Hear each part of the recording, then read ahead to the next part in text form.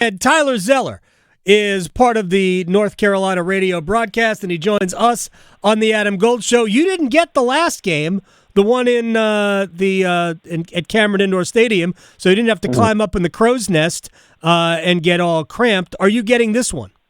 I am getting this one. So we Tyler Hansbrough and I, we made the agreement he could get the one at Cameron because he'd never been there. I got it last year, but I have this one this weekend, which hopefully it's a better one than at Duke. Duke, they killed us over there, so hopefully we can have a better showing tomorrow or Saturday.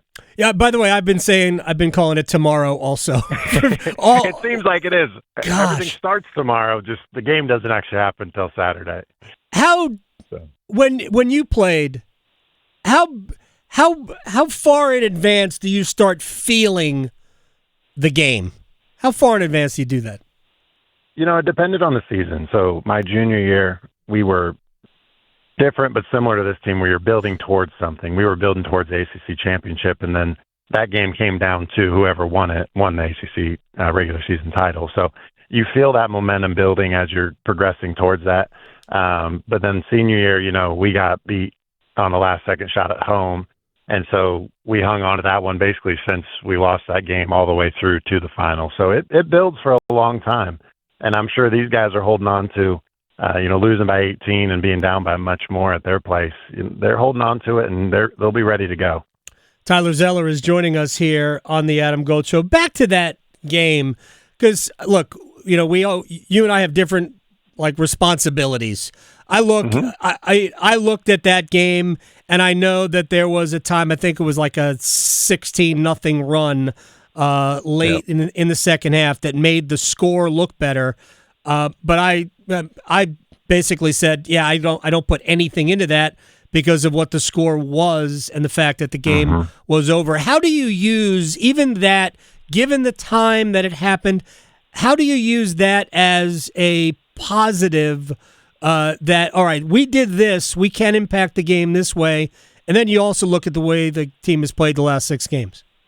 Yeah, I think you look at the end of that game and you see they started attacking the switches better. That when we played them, Pitt did a really good job switching us and we struggled with it. Duke did that. Clemson did it. And then in this last 6 games here, we've done a much better job. Part of that is the reemergence of Lubin inside. He's done a really good job switching on the switches, rolling to the rim and either sealing off the guard or sealing him to the point where you throw it over the top and you can shoot a layup. So Duke, obviously, probably the best switching team in the league. They have the best defense in the league, too. So they're going to switch. Mwalich will come out and guard. They're going to try to, what we call switching off the ball, put Cooper Flagg onto Lubin and try to stay big. We're going to try to raise a shooter so they can't do it. So it'll be a little bit of a chess match, but I think there's a lot to build on in the last 6 games, scoring averaging over 90 points a game in those 6 games and shooting well from 3 and just they look more cohesive and much better, but against weaker competition, and very, very much know that. But, it'll be interesting how we play against Duke, who's obviously an elite team who has a chance to win a championship this year. Tyler Zeller is joining us here on the Adam Gold Show. Jaylen Withers has really played well over the last month. How does he change? And he started to, by the way, he looked pretty good in the game at Duke. I thought that was, if not the first game, maybe the second game where he started to kind of regain his footing in the season because he was out of the rotation for a while. How does he change the calculus for the Tar Heels in this particular game? Maybe more so on the defensive end than the offensive end. I think he changes a lot. The first game we had Trimble and Powell guarding Cooper Flagg. In this game, hopefully Withers is ready to go, plays well. He gives a little more size. He's actually a pretty solid post defender as well as perimeter defender, but it allows Powell to be able to move out onto one of those guards. It allows Trimble to guard one of those guards. So hopefully defensively we can have a better shell, better matchups, put more pressure on the ball.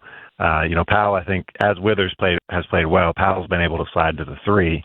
And he's a phenomenal perimeter defender. And so he's able to pressure those guys all the way out to half court, really make it hard to initiate the offense. And Withers is able to guard in the post a lot better. You saw it a lot like Syracuse when they're trying to back him down. We didn't have to double.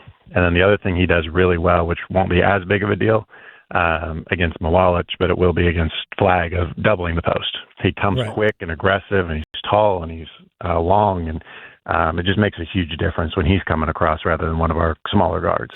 So guarding Cooper Flagg, what is the one thing? Did you just go ooh?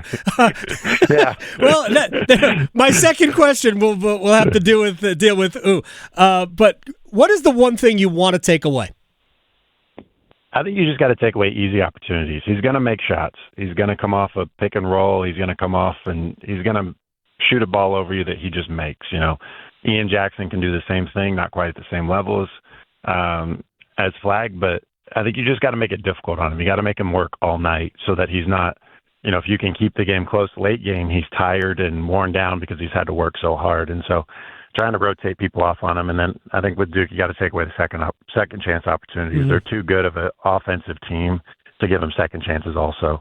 And if you can get that, we can get out in transition and go the other way. Whereas the first game, I felt like they had a lot of second chance opportunities to just kind of, great defense for 25 or 25 seconds, and then you give a second chance, easy layup, and that's where they go on their runs. Tyler Zeller is joining us here on the Adam Gold Show. Now to the ooh part, because I said this probably 2 months ago, because I think when you talk about a guy like Flagg, who's likely going to win all of the national awards, certainly all the conference awards, at Duke, the immediate comparison is to a guy like Zion, who was such an infatuation. It's not the same. It's not the same. Like you couldn't take your eyes off Zion Williamson even when he was blowing out a shoe. But I'm not sure that Flagg. It's not that I'm not sure. I think Cooper Flagg is a better basketball player than Zion Williamson. As somebody who played, when you watch Cooper Flagg, what are you seeing? What are you impressed by? I think the biggest thing is he just affects the game in so many ways.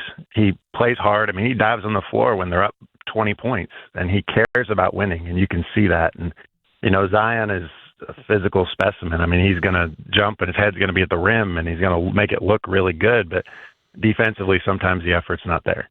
And so I think Flagg, his ability to pass, his ability to, if you post up and you double him, he can pass out really, really well. He can get to the rim, and one of the things that makes Duke so dangerous is they have shooters as well as a really good big. And so you can't just take away the three-point line or just take away the paint. You got to try to do everything. And then you have Flagg over here who can do everything beyond that. And so it's just a really well put together team. And I think Flagg is the kind of the instrument that makes it all go. He's able to create for everybody as well as create for himself so well. Does this Duke team remind you at all of the team? You were a freshman on the 2009 team. Does it remind you at all of that? A little bit. We had, Hansbrough inside who had a lot of experience. I think one of the things I'll be interested to see is when they get to the tournament, they're a young team. Mm-hmm. And so sometimes with those young teams, the tournament is a little different. It's a little more physical, a little more, a little faster. And so I think they have all the talent in the world. I think they have as much talent as that 2009 team. I think the experience was much bigger on the 2009 team. We had a lot of juniors and seniors who really had been there. They lost to Kansas. They kind of had a chip on their shoulder. Mm-hmm. So it'll be interesting to watch this Duke team when they get to the tournament and just how kind of invigorated and ready to go they are throughout, because it's hard to win 6 in a row. Yeah, it is. I mean, Lawson, Ellington, Green, those guys have been around for a bunch of years at that point. Hansbrough was a senior. Yeah, it was. It's one of the best teams I ever sat and watched in person. Yeah. And you guys, completely annihilated everybody. Won every NCAA tournament game by at least double digits. Right? It was.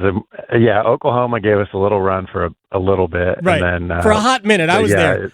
It was a fun game. I'm still not sure why Coach Williams put me in to guard Blake Griffin, but somehow I survived for 4 minutes. But it was a fun team and so talented. Ty Lawson, somebody people forget how good of a college player he was. Mm-hmm. He had 8 steals in the championship game in the first half, and just he could do anything and make anything happen. And so it's hard to compare to that team just because they were so good. But this Duke team, if they can go in the tournament and be as dominant as they've been in the ACC, they have a chance to try to put their name in that category. Tyler Zeller is joining us here on the Adam Gold Show. All right, final thing, and this goes back to the Tar Heels. Obviously, of the last 6 games, it has looked dramatically different. I know Hubert Davis said he thinks everybody's having more fun. He said he is certainly having more fun. I am all about whatever helps Hubert Davis have more fun. I have tons of respect for him. What have you noticed among the most important things, whether it's RJ or Elliott, Cadeau? What have you noticed that has enabled this team to kind of get back to being who they are? I think everybody's just kind of accepted their role. Cadeau's done a really good job playing point, but we've also moved RJ Davis back to point for a fairly large portion of the game. And so he's done a really good job at point. He takes care of the ball at a high level. Not quite the passer Cadeau is, but Cadeau also can turn over the ball a lot. And so it's been a good combination for those two. And then Withers at the 4 has been really good. And Lubin, I don't really know what clicked with him 5 or 6, 7 games ago, but all of a sudden it's clicking with him like, all right, I need to be dominant in the paint. When they switch, I can post up small and just turn and shoot. I mean, shooting over 75% from the field, which is just phenomenal.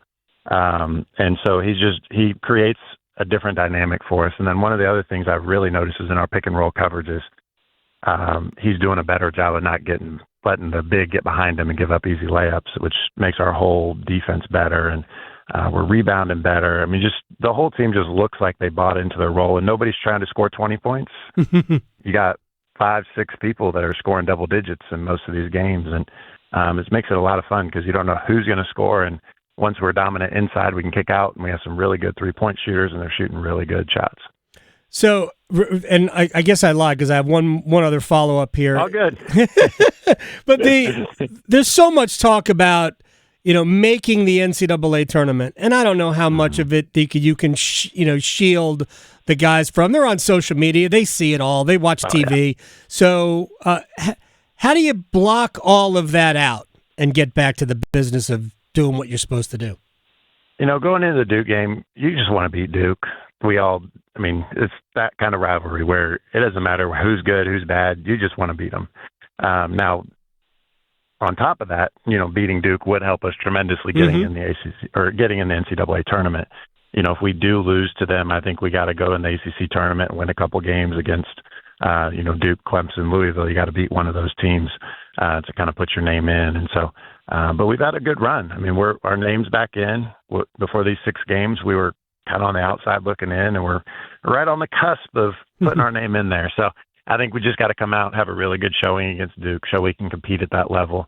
Hopefully get a win. If we don't, we got to go in the ACC tournament and get a couple wins.